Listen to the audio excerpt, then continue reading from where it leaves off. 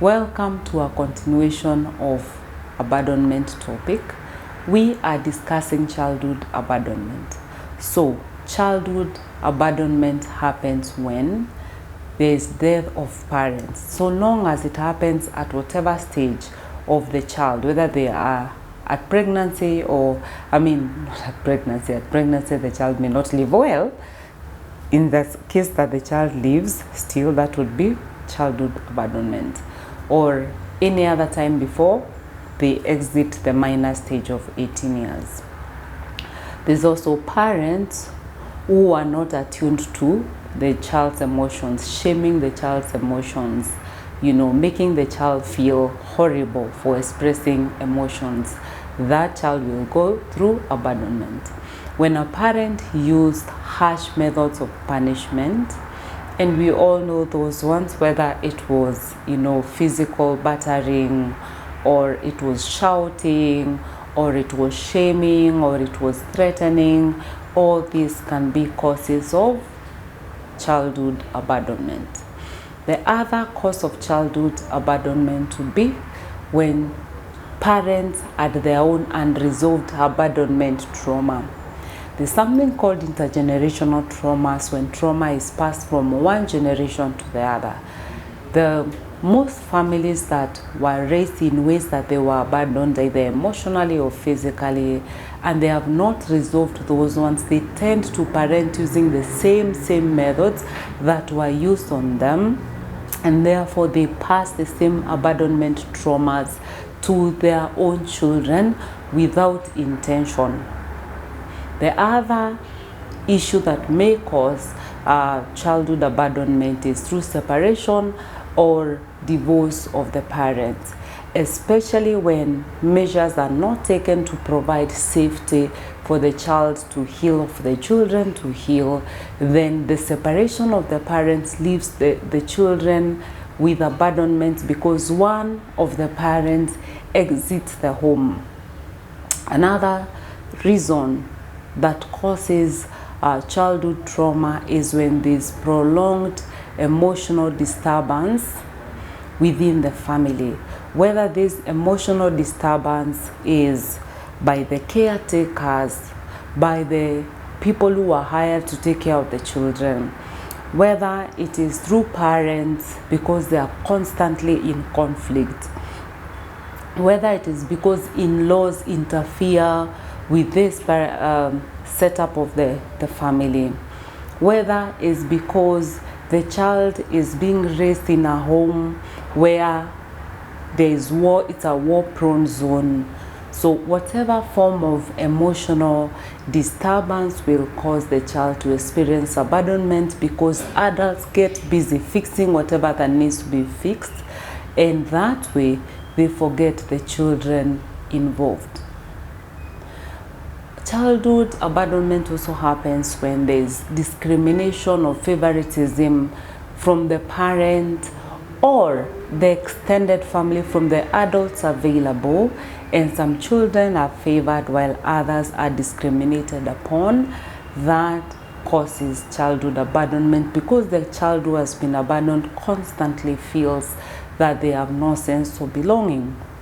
When there is injustices happening within the siblings, say for example when one sibling abuses the other, or there are so many issues in between siblings that the children lack a sense of belonging, that causes childhood abandonment. Another major cause of childhood abandonment is bullying. When bullying is happening at home or school or environmental level, a child doubts that they can go to anyone. By the time bullying is constantly happening and they're not talking about it, is because they essentially feel they might not be heard. That is a cause of childhood abandonment. So also when there are chaos happening in the family structure, whether it is one parent exiting and another one coming, like those children who are raised by parents who have partners changing from time to time, and probably there are conflicts that they're evident in that setup. These children experience childhood abandonment because the other parent gets busy fixing their own life and neglecting the children, even if unintentionally. When there is rejection and exclusion by the peers, a child also lacks a sense of belonging, and therefore they may experience childhood abandonment. Again, another cause is prolonged childhood injury and illnesses.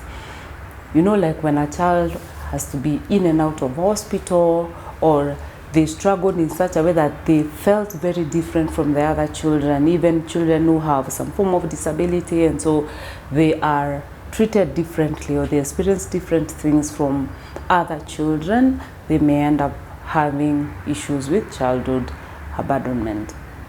There is also interrupted life, like when war happened, like when suddenly things happen in a family and a family has to move, you know, unplanned movements and unplanned disruptions.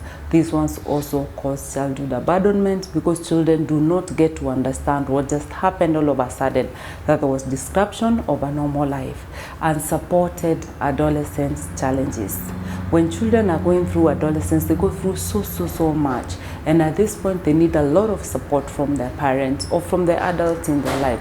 When this support has not been given, then they struggle with their own identity and form a sense of isolation, because they feel they are the only ones who can be able to solve their own problems. So they feel lost in their own inability to solve their own problems, and this causes childhood abandonment. The other cause of childhood abandonment is when a family uses very rigid rules or authoritarian style. There's a lot of control and dictatorship. Children have no voice. Theirs is to be seen and not to be heard. Those kind of children grow up with a total lack of sense of belonging, and they end up struggling with childhood abandonment. So, when parents are struggling with mental illnesses or any other form of illness, whether they are chronic or consistent, and these parents lack support, then children may feel the need to step up and care for the parent, or step up and be the bigger person to avoid destabilizing the parents. These kind of children who grow up in setups where there's unresolved mental and untreated mental illnesses, or consistency of illnesses, or having a sick person in the home, or where there are chronic illnesses, also may struggle with childhood abandonment. After all, attention is paid to the sick people that no one has time and the energy to care for the emotional needs of the child. These are just but few of the ones that can cause childhood abandonment. I know there are many more factors that we can add, but these ones for me top the list. So we will continue with the journey of breaking down abandonment, and in our next video, which is abandonment part 3, we will be discussing how as an adult you can tell you experienced abandonment at whatever stage. What are the patterns that make you know that you're dealing with abandonment?